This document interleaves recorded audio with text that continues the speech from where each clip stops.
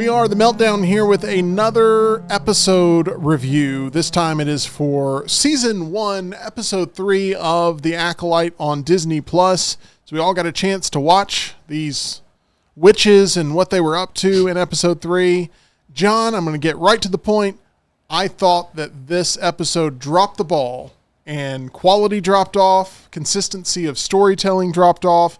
Episodes 1 and 2 were already not great, but they were giving the show enough air to breathe and give it a chance. And I feel like episode 3 was a steep decline in quality.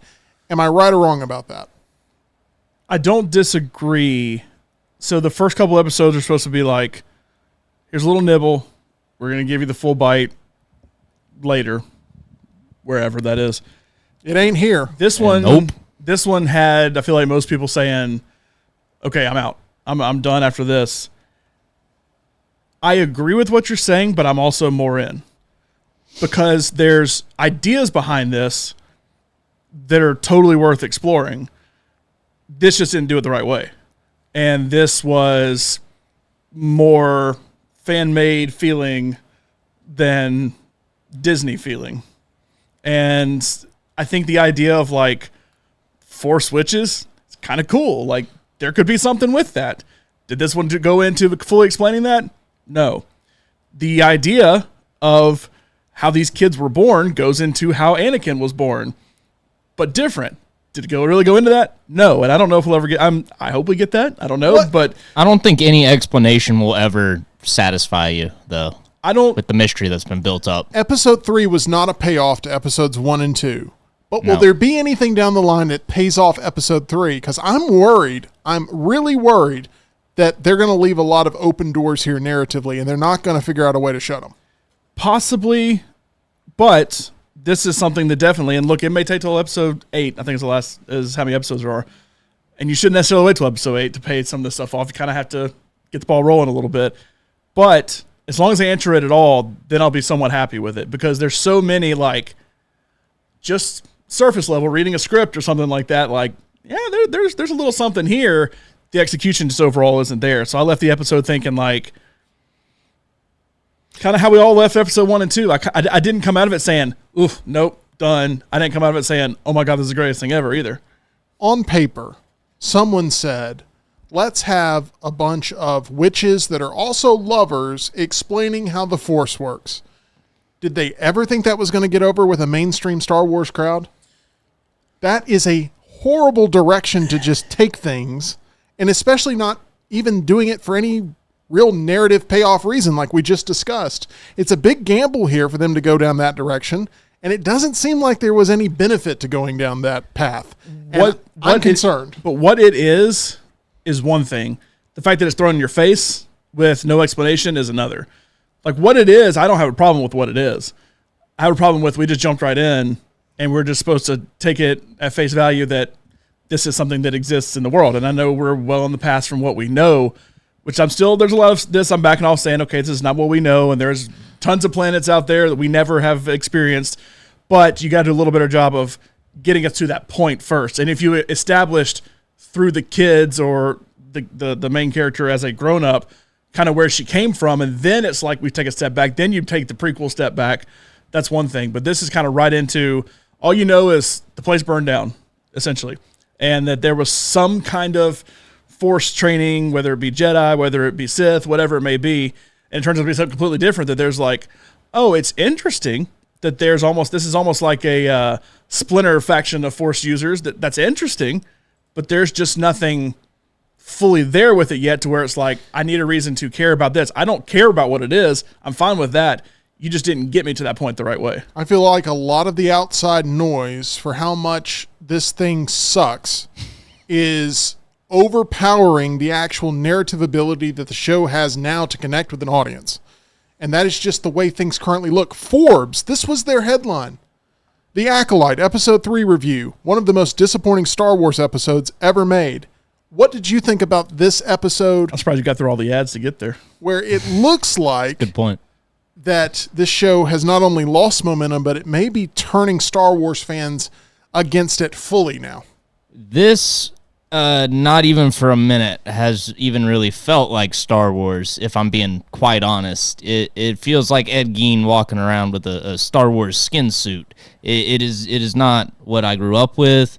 It is something different, which can be nice, but I disliked a lot of the narrative choices they took with this episode.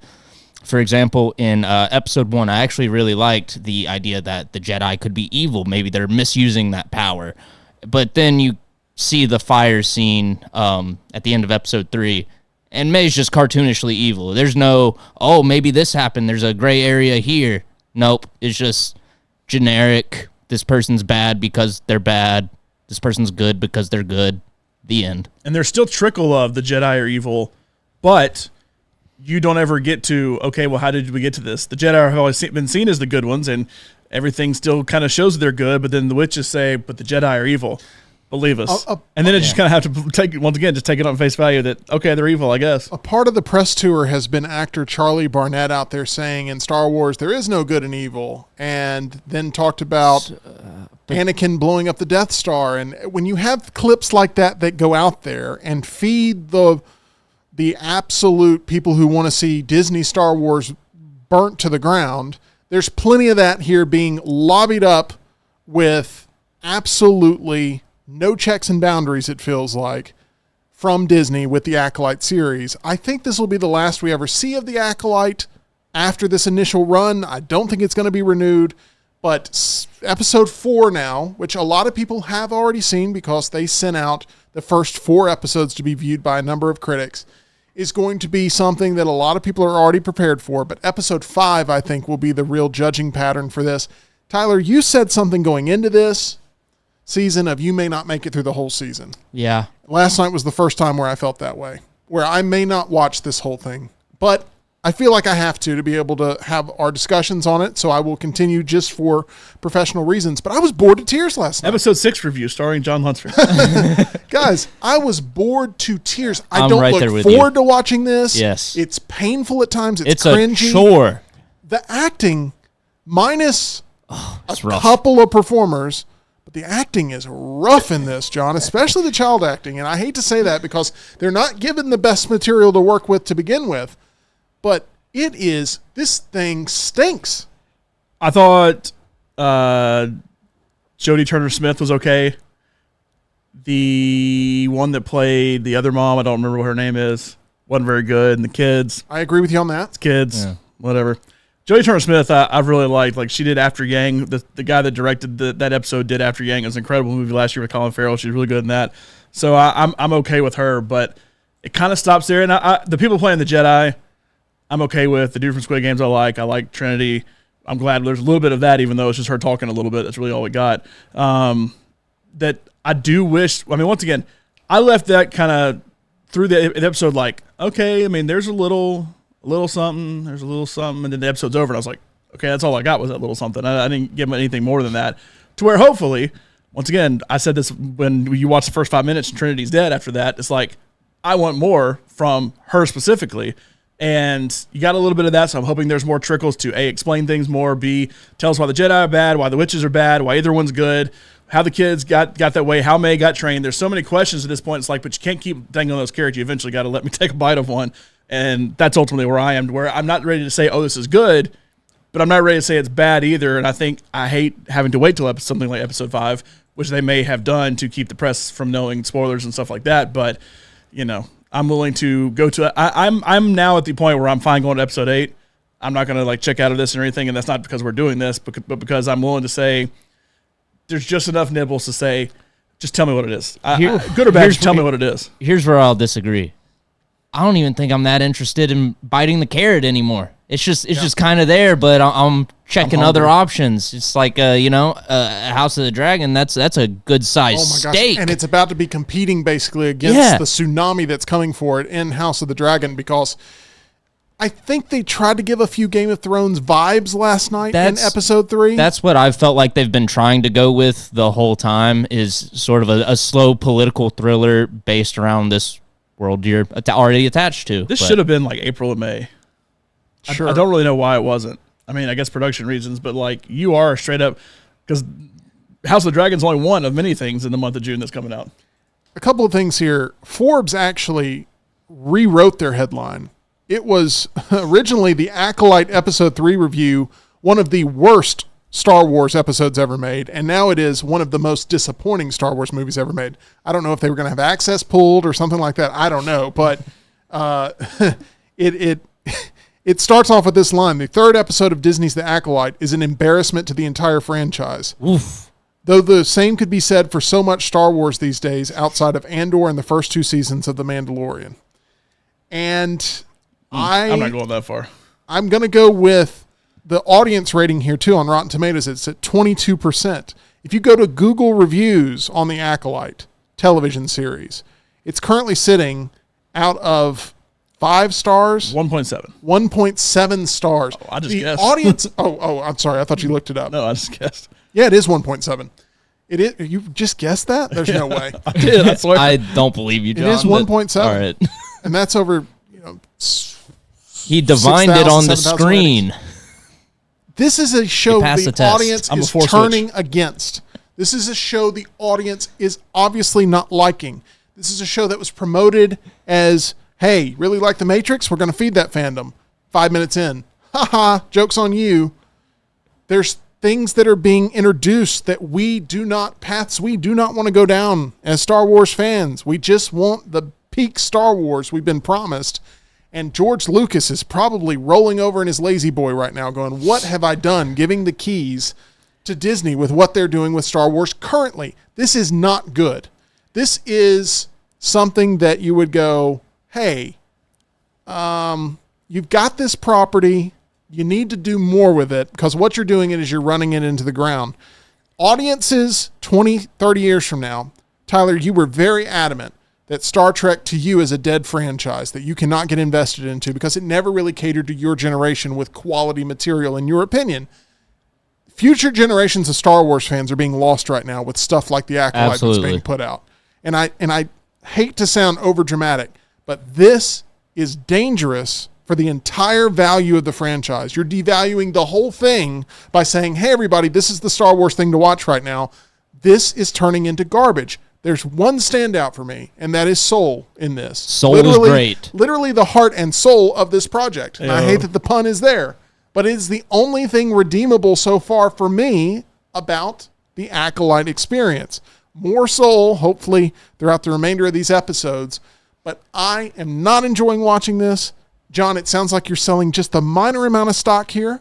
A minor amount of stock has been sold after episode 3. I'm still holding some, but I'm diversifying my portfolio.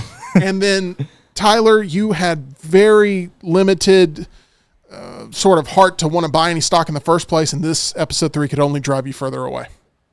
I mean, I don't think I've ever been this bored watching Star Wars, and it absolutely breaks my heart that I'm trying to get reinvested in this franchise that has been around for my entire lifetime, has just always been there when I wanted to watch it, got me into sci-fi as a whole, and now I watch it and I think, oh my God, I got another 20 minutes left?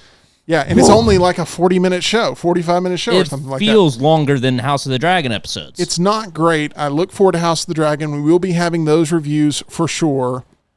But this one is a very tough watch currently. We'll see if it gets better. We're going to stick it out here and continue to review these episodes. But we can all agree it wasn't the fire that May set that ended up causing all those deaths, right? There's no way. I hope not. There's no way that small fire outside the door ended up causing the entire place to combust. There's no way a bunch of really, seemed like decent Force users. We saw dozens of bodies. Let a little fire just completely, all right, we're dead, I guess. There's no way, right? There's extra that we're going to learn more about. See, that's the thing. There's so many little trickles of like, okay, well, something else had to have happened here. Did the Jedi actually kill them? There's got to be some reason May is going crazy right now. Like, I could see something like that happen. You just got to explain it to me. Already telling you things in reverse order, which, can be a good technique. Here, it just kind of feels like an excuse to get you to wait around for the next recurring charge to hit your account. Seems that way. But that's the way Tyler's viewing this, as a business proposition that has failed him. And we will see if the Acolyte ends up turning things around and becomes a quality Star Wars product. But right now, we're doing this just to mess with Tyler's credit card. I cannot recommend this series, and I can't get excited about watching it. And I never thought I'd say that about Star Wars overall, that I can't get excited for Star Wars, but it doesn't feel like Star Wars enough for me to even defend it. John, one thing I will defend, and that is the fun time that can be had at our title sponsor, MyBookie. MyBookie.ag. Use promo code next round. You see it right there in the corner. Promo code next round. You get a first deposit bonus on us. Play in the sportsbook, play in the casino, play in the live casino. Real blackjack dealers there and other card games as well. Go and play at MyBookie.ag. Promo code next round. Get a first deposit bonus on us. Disney, get your act together with Star Wars. You are losing the fan base, and I'm not even talking about those that already had their mind made up that they hated this from the get. I'm talking about those that went in with an open mind, which was a lot of Star Wars fans just wanting something of quality. This thing ain't it, and I'm really concerned with how they're going to spend the next few weeks continuing to pump out episode after episode. It would have been better as a binge model, because then you wouldn't have been able to focus probably on how bad it is week to week. So that's where we're at on the Acolyte. Hopefully episode 4 will bring us all back around the campfire. We shall see as we'll continue this television series with you. We've got House of the Dragon kicking up. We got The Boys season 4, which Tyler and I will be looking at more closely. The Bear season 3 ends up popping up here in this month. June is full of big time television. We'll have more for you right here as we look at all of these different series on the Meltdown.